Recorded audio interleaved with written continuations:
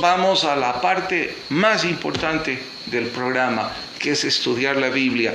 De antemano nos disculpamos, no vamos a estudiar mero cristianismo porque el capítulo 8 hay tanto que hablar que quién sabe cómo nos va. Y yo ya usé 6 minutos, pero habrá que correr, no miento, 4. Talo, presentemos un marco teórico del capítulo 8. Sí, en el Antiguo Testamento los humanos no tenían acceso por sí mismos a Dios. Ellos necesitaban de alguien que sirviera como mediador entre Dios y los hombres. Necesitaban a alguien que los llevara desde su humanidad hasta Dios y que trajera el mensaje de Dios hacia ellos. La persona que solía hacer esto en el Antiguo Testamento se le llamaba el sumo sacerdote. Entonces la temática principal es el sacerdocio. Es la persona que servía como mediador. Con la atenuante que en el capítulo 8 presenta el sacerdocio más bien implícito en un marco quizás como más grande que ¿cómo lo podríamos llamar? Como el nuevo pacto. O los pactos, que finalmente sería lo mismo. ¿Sabes que yo estuve leyendo y no me acuerdo en qué verso? Vi que le dice el mejor pacto. Bueno, tal vez tu versión. Sí, creo que fue mi versión. Sin fue duda. la versión en la que lo leí porque es el 13 y dice sí. Me refiero a la versión de Biblia que tal lo puede estar usando. Sin dispensarlo, acostumbra a estudiar en inglés. Y la traducción a veces nos mete en líos, pero no es importante. Lo que sí hay que recalcar es que el pacto, los pactos o el nuevo pacto es el marco teórico que gira el capítulo 8.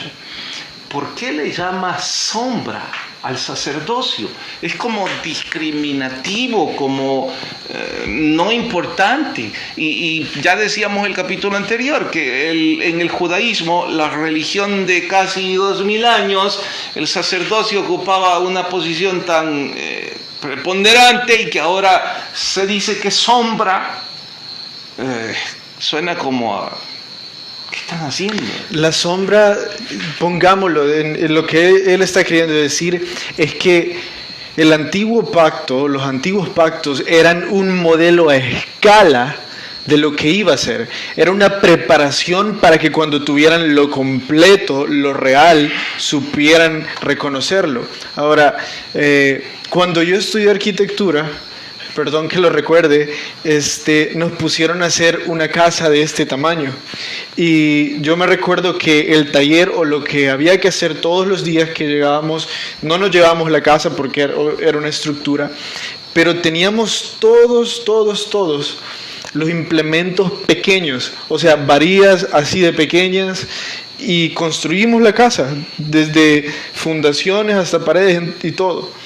Entonces fue una práctica para nosotros conocer los nombres, conocer dónde va cada cosa, conocer cómo es el cemento. Y después venía aquí a las construcciones de San Martín y me daba cuenta de lo real. O sea, para mí seguía siendo una increíble diferencia, pero ya estaba familiarizado con lo que era, gracias a la figura en escala que tenía. Es muy probable que los que no están familiarizados con construcción no vean la importancia de esto, especialmente porque en nuestro contexto económico te puedo asegurar que el 80% o 90% de las construcciones de este país han sido edificadas sin planos. Sí. Como un aplauso a mi papá. La casa en la que vivimos, ¿cuántos años viví yo ahí? ¿20? Él la remodeló sin planos. Pagó a un maestro de obra, hizo uno que otro boceto. No estoy restándole mérito al maestro de obra y muchísimo menos a mi papá, pero no eran planos. Por supuesto que debo decirlo y sin crítica, el proceso le costó plata a mi papá que no debió haberle costado nunca. Y al terminar hubo cosas que siempre ha dicho hasta hoy día. aun cuando ya vendió esa casa, diciéndome, hijo, yo no sé por qué no se me ocurrió ponerle parqueo. Yo no sé por qué hice estas columnas como que era un cuartel. Sí. Entonces, creo que vos y yo tenemos la respuesta, sin quitarle el mérito a mi papá. La respuesta es que no tuvo un ingeniero civil o un arquitecto que le dibujara los planos y le advirtiera. Que le enseñara cómo iba a ser en realidad. Exacto. Y le advirtiera en ese bosquejo o en ese master plan, en ese plan maestro, necesita tanto de hierro, no para un cuartel. Necesita el estacionamiento, necesita esto, necesita lo otro. Bueno, ¿esos planos son poco importantes? No. Son la vida. Mi ilustración no es la mejor, pero no suena tan brusco como decir sombra. Sí. Por eso esta vez quise ocupar planos, para decir que el sacerdocio eran los planos, era la fundación. Y ahora te voy a decir la importancia de esto. Ellos aprendieron de una mejor forma la importancia de un sacrificio. Ellos vieron todos sus días, los hebreos, todos sus días de fiestas, lo que un sacrificio conllevaba, lo que un sacrificio costaba, significaba, veían la sangre. Decís mejor al compararlo con nosotros. Sí. ¿Cuántas veces yo he imaginado recrear eso? Como forma graciosa, nosotros hacemos algunas cosas en Patmos que son similares a un sacrificio. Risiblemente similares, sí. No matamos a nadie, pero risiblemente similares. Estoy sonriendo porque cuando estudiamos las fiestas en Levítico o Deuteronomio, no me acuerdo, creo que fue en Deuteronomio, yo sugerí, creo que fue cuando matar a un cordero. Sí, que lo íbamos a hacer en un retiro. Ajá. Y que íbamos a sacrificarlo y que yo me comprometía a aprender e ir a un rastro, o que algunos de los que saben hacer eso me mostraran para vivenciarlo y tener el impacto que la sangre provoca. Saben, yo casi nunca recibo textos, la tecnología no es lo mío. Pero esa noche sí recibí como 20 personas que no conozco, algunas, y uno que otro que sí conozco, que me dijo, uno de ellos llegó al extremo que me dijo que me iba a demandar si hacíamos eso. Creo que hay una oficina de protección al animal, o que lo que yo estaba sugiriendo podía provocar en los niños un impacto negativo de sangre y crueldad, salvajismo, canibalismo. ¿Saben que todo eso me dijeron? Y vos acabas de decir que y ustedes intentan recrearlo. Sí, pero no matamos a nada ni a nadie. En honor a ello, es que dijiste que ellos tenían una mejor percepción de lo que realmente iba a significar el hecho de que Jesús muriera en una cruz. Porque sí. Yo les voy a decir algo. Ver a un animal perfecto, ver a un animal tan inocente como un cordero, tan tierno, sacrificado, que le corten el cuello delante de ustedes, ha de ser horrible. Ahora, que le corten el cuello por culpa de ustedes, se ha de sentir aún peor. Ahora ya no pongamos al cordero, pongamos al Hijo de Dios, al Rey de Reyes, inocente. ¿No crees que ahora sí hemos entendido todos de mejor forma lo que es un modelo a escala? Sí. Sombra ya no es discriminativo, sino explicativo. En México, cuando fuimos a la... Estamos sonriendo los dos porque estuvimos en unas conferencias en... ¿Cómo se llama? Oaxaca. Oaxaca, y esa noche sacrificaron 4, ¿verdad? Sí. 4 bueyes para darle de comer a toda esa gente. Nosotros, ¿vos estabas ahí cuando sacrificaron el primero? Sí, yo pasé ahí toda la tarde. Yo lo vi. Oigan, yo no volví a comer carne en todo el viaje. ¿En serio? Sí. Yo hasta les pedí carne. No, yo no pude. Cuando vi cómo sacrificaron ese animal. Duele, ¿verdad? Sí. Y se ve el gemir de ese animal. Y el que lo estaba sacrificando era un hombre tan diestro. Y amarró las patas y con una especie de polea lo subió. Y ese animal, cuando ya estaba gimiendo, ¡pum!, con una hacha, le cortó acá o aquí en la yugular. Y empezó a brotar sangre, pero increíble. Y mientras sangraba, ese animal todavía gemía. Sí. Yo no pude comer más. Y creo que había un sentimiento de culpa porque sabías que lo estaban matando para que vos comieras. No comí. Ahora imagínate. Pensar en un cordero, un animal hermoso. Por eso tierno. quiero acotar, viejo, que aquellos que no consideramos importante conocer en plenitud el Antiguo Testamento, nos estamos perdiendo de comprender el Evangelio de Jesucristo. De la Los mejor planos. No están estudiando los planos. no va a impactar nuestra vida. Y como dato curioso, ahora que Dani me dijo, ese es el que tiene más vistas, ¿verdad? El de las... Ese sermón, el de las fiestas. No sé si puntualmente de la expiación, pero sí de las fiestas. Sí. 92,000 reproducciones, curiosamente. O causalmente, ahora que lo platicamos. Bueno, ahora que tenemos claro lo de la sombra, para que nadie discrimine de ninguna manera el sacerdocio, hablemos de los pactos. ¿Por qué dije que está enmarcado en pactos? Pero espérame, primero definamos qué es un pacto, porque Okay. lo hemos dicho demasiado. Un pacto es simplemente un acuerdo entre dos personas. 2 o 3 o más. Un acuerdo. En donde, bueno, hagamos un pacto ahora mismo. Alguien se compromete a una cosa. Yo te digo, vendeme esa laptop.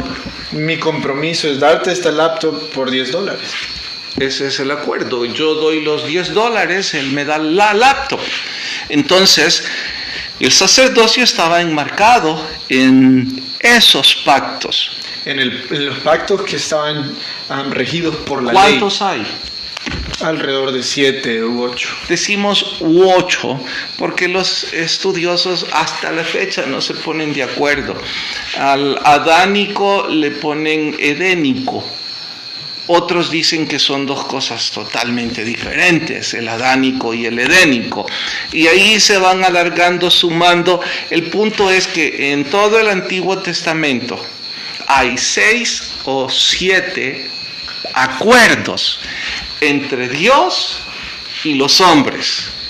¿Por qué hubo 6 o 7 acuerdos? Porque el hombre no cumplía. Entonces Dios montaba un nuevo acuerdo. ¿Por qué? ¿Por qué montaba un nuevo acuerdo a cada rato? Porque en todos esos acuerdos había algo que fallaba. O sea, el pacto no era bueno. No. El problema de todos estos pactos era que eran entre Dios y los hombres. ¿Qué fallaba? ¿Los pactos estaban mal? No, ¿Qué era lo que estaba mal? los hombres. Porque el pacto se había hecho con ellos. ¿Y qué pasa con eso? Ay, los hombres siempre arruinamos todo. Entonces el pacto no estaba mal, lo equivocado era el hombre dentro del pacto. Voy a tomarme 3 minutos y voy a correr. Quisiera explicar esta ilustración con todo el gusto que Juan Carlos Ortiz lo hace. Él es un pastor suramericano que en su sermón Puré de Papas, yo le escuché predicar ese sermón y él dice esta ilustración al respecto. Dice que Dios se reunió con la Trinidad Y el Dios Hijo le preguntó: papá, ¿cómo que vas a destruir al hombre? El Dios Padre dijo: lo tengo que destruir porque han pecado. Pero papá, vos amás a los hombres. Sí, pero la paga del pecado es muerte. Papá, ¿no será que podés hacer algo? Quiero hacerlo, los amo, pero no puedo. Sos Dios, podés hacerlo todo. Papá, ¿por qué no haces un nuevo pacto? Entonces Dios Padre sonríe y dice: otro, ya hice 6. Y en todos lo mismo. Nunca cumple. Así que van a fallar otra vez. Esta vez el Dios Hijo irrumpe y... tengo una idea, papá. No es desfachatez de mi parte, pero creo que puede funcionar. No hagas más pactos entre Dios y los hombres. Esta vez hace un nuevo pacto entre vos y yo. ¿Cómo así? En lugar de que ellos mueran por el pecado, voy a morir yo. Dios Padre sugiere: bueno, eso podría funcionar, pero entonces los hombres se van a desenfrenar más y van a hacer todo lo que ellos quieran. Y cuando el Dios Padre está diciendo eso, el Dios Espíritu Santo irrumpe también y dice: momento, yo puedo ayudar. Porque para que eso no suceda, esta vez las leyes yo las pondré en su corazón y yo entraré a ellos y ya no necesitarán ningún sacerdote, porque yo seré el sacerdote para ellos. Por eso el nuevo pacto es superior a todos los pactos anteriores. Porque ¿qué pasa ahora con el hombre? Porque ahora el hombre no está en medio del pacto. No hace nada. Si tuviéramos que hacer algo, lo arruinamos otra vez.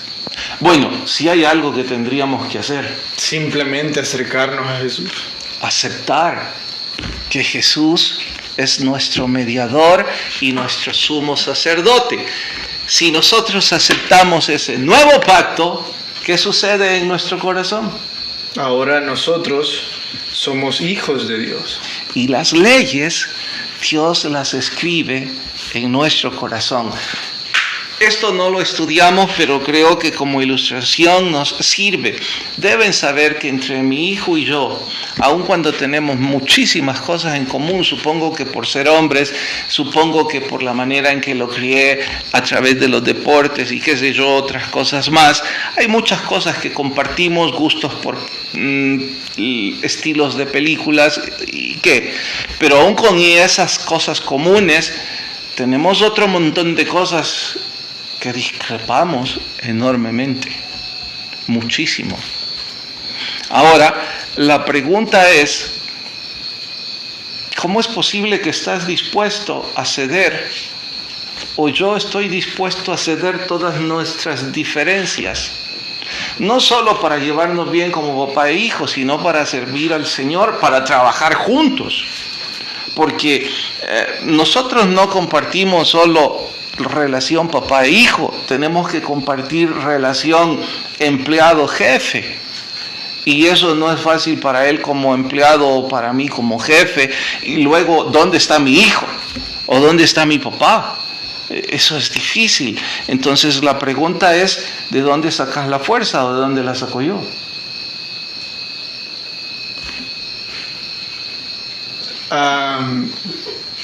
Yo pienso que es solo amor. ¿Y de dónde viene eso? Solo el Espíritu Santo. Esto no lo ensayamos a propósito. Sí, yo estaba... Era mejor si yo lo hacía a quemarropa para que la respuesta fuera instantánea. Dijiste amor y dijiste Espíritu Santo. O sea, el Espíritu Santo poniéndote ese amor. Sí. Ahora traslademos las palabras que usaste al vocablo que hemos venido hablando toda esta noche. En ese nuevo pacto, el Dios Espíritu Santo te pone una ley en tu corazón que se llama amor. Y esa misma ley la escribe en mi corazón, que se llama amor. Y esa misma ley nos grita a los dos, no intelectualmente, no de forma académica. Nos grita en nuestro corazón, tenés que hacerlo. Por eso es un mejor pacto. Y por eso dice, no, mejor te pregunto, ¿y por qué dice entonces que el viejo pacto ha sido abrogado? Porque, y tienen que tener cuidado con esta palabra o esta definición, porque el testador ya ha muerto y ha dado un espacio al nuevo pacto. Entonces, en todos los antiguos pactos, alguien debía de morir o algo debía de morir en caso de que se rompiera, en caso de que uno de los dos no pudiera cumplirlo. Pongámoslo en términos legales. Un pacto es un acuerdo. ¿En qué documento se firma un pacto o acuerdo? En un contrato. Pero todo contrato tiene un fiador. Y todo contrato tiene un fiador, pero si ese contrato se convierte entre padre e hijo, ¿qué es eso? Un testamento. Y el testador muere en la cruz. ¿Qué pasa con ese viejo testamento? Queda abrogado. Queda abrogado. Pero se escribe un nuevo testamento. Y ese nuevo testamento lo que contiene es un nuevo pacto, una nueva firma.